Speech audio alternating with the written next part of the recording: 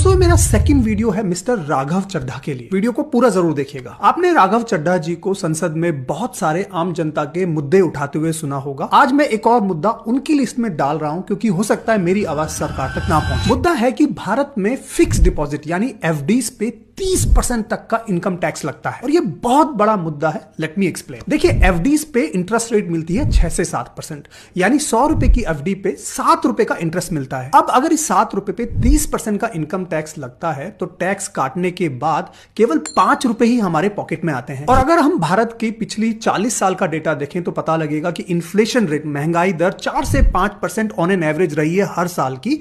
तो अगर ये 5 रुपए हम कमा रहे हैं तो वो इन्फ्लेशन खा जाता है। तो इस 30% इनकम टैक्स की वजह से एफडी का इफेक्टिव रिटर्न निकल के आता है 0%। और इससे करोड़ों भारतीयों का बहुत नुकसान हो रहा है। मैं आपको एग्जांपल से बताता हूं। फॉर एग्जांपल 140 करोड़ भारतीयों में से ऐसे कितने ही भारतीय हैं जो एफडी की इनकम पे डिपेंड करते हैं। फॉर एग्जांपल हमारे पेरेंट्स या ग्रैंड पेरेंट्स, सीनियर सिटीजन जिनकी की इनकम का केवल साधन एफडी की इनकम ही है। दूसरा एग्जांपल, कुछ लोग ज्यादा रिटर्न्स के चक्कर में नासमझी की वजह से क्रिप्टो और एफएनओ ऐसी जगहों पर जाके पैसा इन्वेस्ट कर देते हैं और अपना पैसा लूज कर जाते हैं। तीसरा, करोड़ों इंडियंस एफडी पे इसलिए ट्रस्ट करते हैं, भरोसा करते हैं कि आगे आने वाली जनरेशंस के लिए या उनके बुढ़ापे के लिए उनके पास कुछ जमा पूंजी रहेगी। लेकिन 30% इनकम टैक्स की वजह से उनके पैसे की ग्रोथ होती है ऑलमोस्ट 0%। मेरा सुझाव बहुत सिंपल है कि एफडी इंटरेस्ट पे 10% से ज्यादा का इनकम टैक्स नहीं लगना चाहिए। अगर आपको मेरा यह सुझाव ठीक लगा है तो आप कमेंट्स में राघव चड्ढा जी को टैग कीजिए, क्योंकि मेरी आवाज शायद सरकार तक नहीं पहुंचे, लेकिन राघव चड्ढा जी को अगर यह मुद्दा ठीक लगेगा